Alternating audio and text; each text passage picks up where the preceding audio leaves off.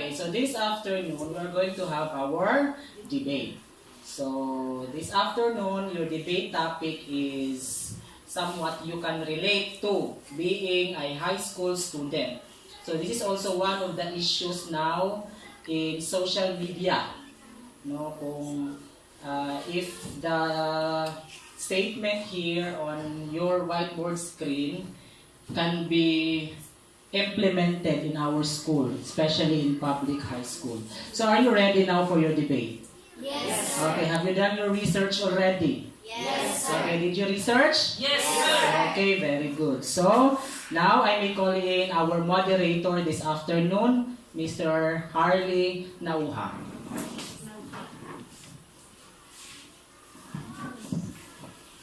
My respect to our teacher, Mr. Eljon B. Aranas, to our critic and judges, Ma'am Rebet Hamile and Ma'am Mira Halalon, to our two opposing teams, classmates, friends, ladies, and gentlemen, good afternoon. Today we will going to have our debate on the topics to be resolved on condoms be made available to high school students. We have two sides of today's debate. The affirmative side headed by Racing Jabel B. Oro, and the negative side headed by Casilda de Ariola. Before we will start, I would just like to clarify some rules. Each members of the opposing teams is only given 2 minutes to state his reason and rebuttal. When you hear the bell from our timekeeper, that means your time is up. Next rule is we have to respect others' opinion, and after the debate, remember the rule.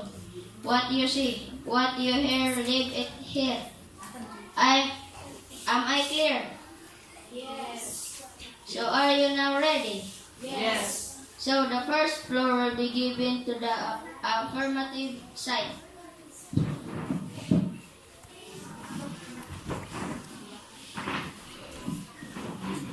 Good afternoon once again to our teacher, judges, classmates, and schoolmates.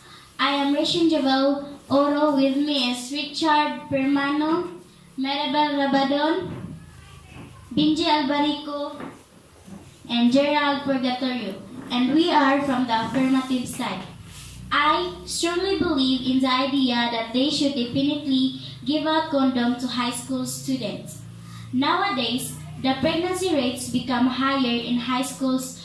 To prevent such thing, they should give them condoms to the students so they can protect themselves. Not everyone can go to a drugstore and buy condoms without feeling embarrassed or shy. If someone didn't want them to have sex at first, not the availability of condom will make them have sex. If they wanted to have sex, they will have it whether they have it or not. Condom prevents students' pregnancy. I wouldn't be happy to see one of my friends getting pregnant at a young age or catching STD because of not protecting themselves.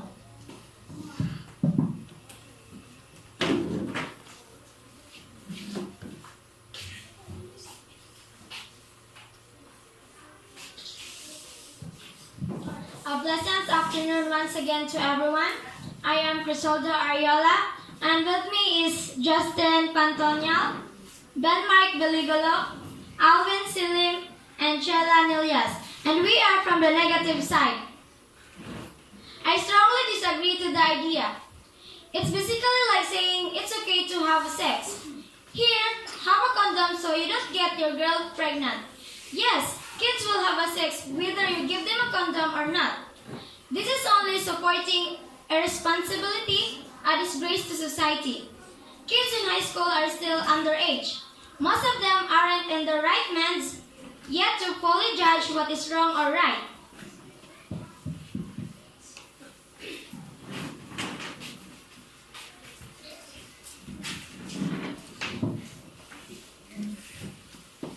In my opinion, distribution does not promote sex in high school. They just want us kids to be safe, and that's how others should perceive distributing condoms as well. With there being lower class income families in the Philippines, kids are not able to have the proper birth control that they need. When in turn, this sometimes lead to big pregnancy or STIs. I would rather see high school's distribution than completely ignore the fact that some teenagers do have sex at all. With distributing condoms in high school, it gives everyone a fair chance as to use them or not. Then at high school, then it gets rid of any socio-economic stereotypes that we have in our culture. If it prevents teen pregnancy rates and STI rates to go down, then quiet honestly, I am all for it because it is the best for the kids' future.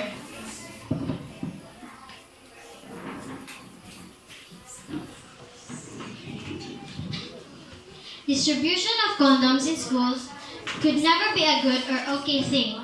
I am also a teen and hearing persons saying it okay to distribute condom in school are kind of degrading in a way. You are literally telling students, like myself, that it's okay to put my body through physical and mental trauma. In handing a student a condoms, you are literally giving them the okay to have sex on the school compound in front of staff members and teachers. You are giving them the okay or that extra a push saying it's okay to use and abuse your body and give themselves to any old body who whispers in their ear. Sex is something sacred. You become attached to the person or persons you have sex with, and it's not easy letting go. Do high school students really want to be emotional attached to anyone? Distributing condoms are giving leeway to have emotional and mental breakdowns. This is not a very appealing to me. So I believe there should be complete abstinence. Sex isn't going anywhere. The only thing that shouldn't be on the teens' minds are their schoolwork. Stop saying it's okay.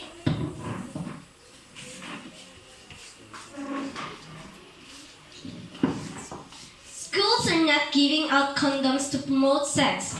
It is so to promote safe sex due to an extremely high rate of sexually transmitted diseases and teen pregnancies. This is a health issue. If it wasn't, then there wouldn't be this debate. There is very little evidence to support giving out condoms increases sexual activity. Schools are not just going to give out condoms to all students without proper discussion about sex education and sex practices. Likewise, participation in their classes and session, as well allowing students to receive condoms in school, will be done with parental permission, with parents having the right to refuse their child to partake. It is all good saying that students should go to their parents to seek advice and guidance about sex and sex education, but that is what had been accepted for a long time, and it is obviously it is not working. Therefore, school allow a safe and comfortable environment where professionals are able to discuss these things with students. Many parents do not have proper education to give good advice to their children, especially in low social economic status areas.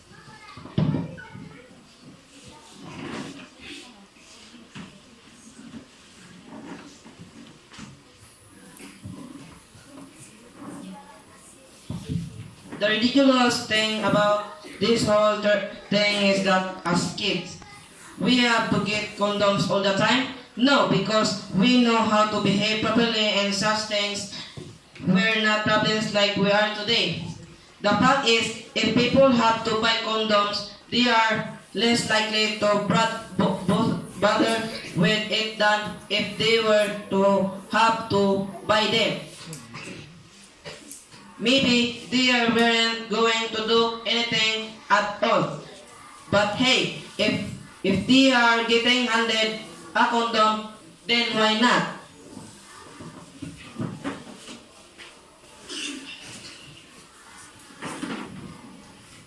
Those kids that are going to have sex will know so whether condoms are available at school or not. These athletes give the option to be safe. I don't see how the availability will encourage sex. Those who plan abstaining will still do so. The kids who get condoms from school may not have other options, may be so embarrassed not have the money but to buy them. I don't feel ever knowing my child had the option. Who wants pregnant who are pregnant teenager? Attend with STDs can infect others knowingly ever. STDs can also have permanent lifelong effects.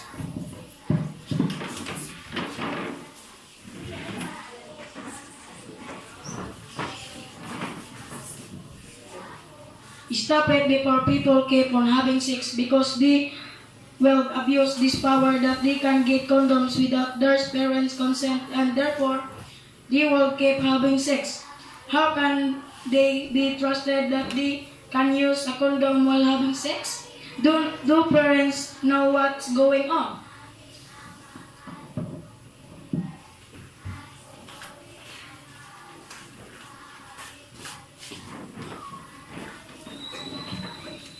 I think that having condoms available in schools would help enormously. Studies have shown that 1 in 4 high school students contracts an STD each year, and having free condoms available to use would help. Some kids cannot afford to buy them and they may not have access to them at home either.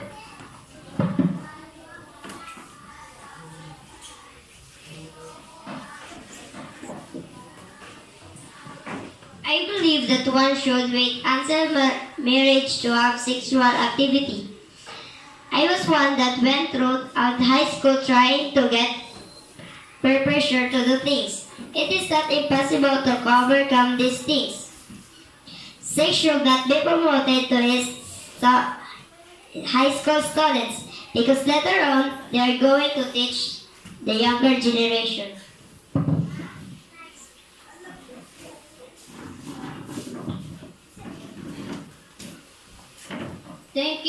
Thank you to our very intelligent debaters. Any last words from the leaders of the two opposing teams?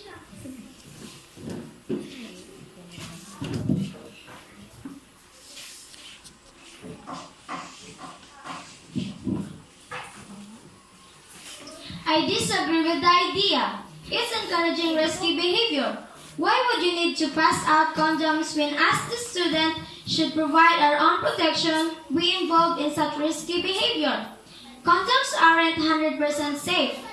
When you have condoms available for students, of course, they are going to be tempted to use them because they're just handed to them saying that sex is physically okay at our age, which it shouldn't be. Schools are trying to prevent teen pregnancy, but listen, teens are always going to be getting pregnant anyways. There's really nothing you can do about it. Even with a condom, you can still get pregnant and or transfer diseases if it breaks. There's not guarantee. Plus, a teenager that gets pregnant deserves to be pregnant because they put themselves in that situation. That's their responsibility. A lot of teenagers are having sex. So when you pass out condoms, they're going to be having even more sex. And those who have never done it before end up doing it.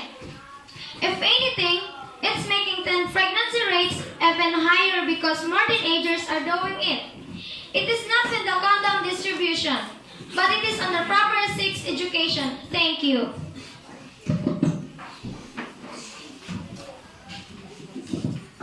Schools are just not giving out condoms to promote sex. It is to promote safe sex due to an extremely high rate of sexually transmitted diseases and teen pregnancies.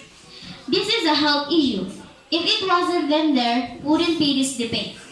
There is a very little evidence to support that giving out condoms increases sexual activity. Schools are not just going to give out condoms to all students without proper discussion about sex education and sex practices. That is why we had our lesson on sexually transmitted disease in grade 8 and it is part in our health curriculum. Likewise, participation in these classes or sessions as well as allowing us students to receive condoms in school will be done with our parents' permission, with our parents having the right to refuse their child to participate. Therefore, school allows a safe and comfortable environment where professionals are able to discuss these things with students. Many parents do not have the proper education to give good advice to their children, especially in low social economic status areas.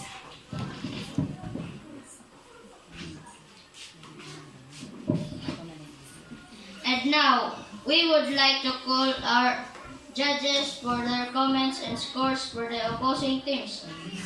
But before that, I will ask the opposing sides to have a handshake to signify accepting each other's opinion and sportsmanship in today's debate.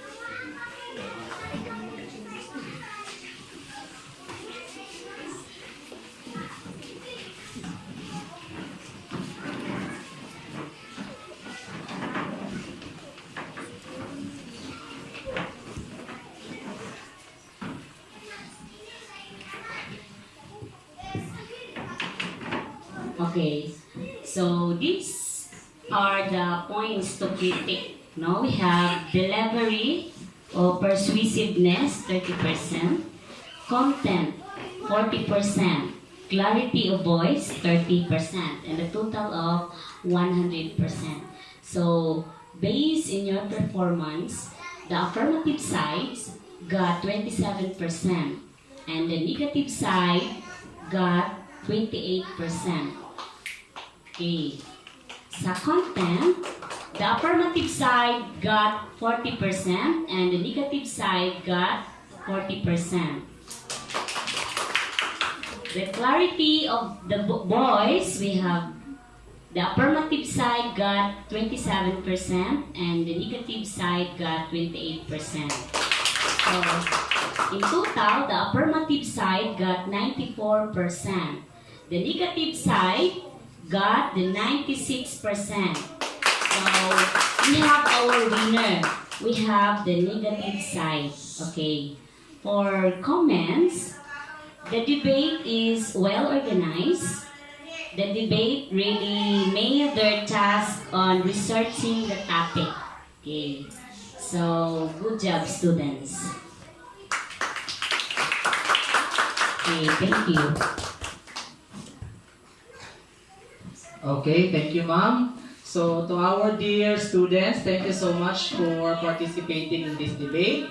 So, I hope that in the next coming years, we will have this event, so not just here in the classroom, but we will have it on the stage or outside the classroom, in which all of the students here in this school will be the one to critique, no, mutanaw sa inyo ha of debate. So because this is your first time to have this formal debate. No, usually what you do in the classroom is the informal one. Diba? So this is the formal debate. So dili tayagaw ang formal debate. So again, let's give ourselves 5 claps.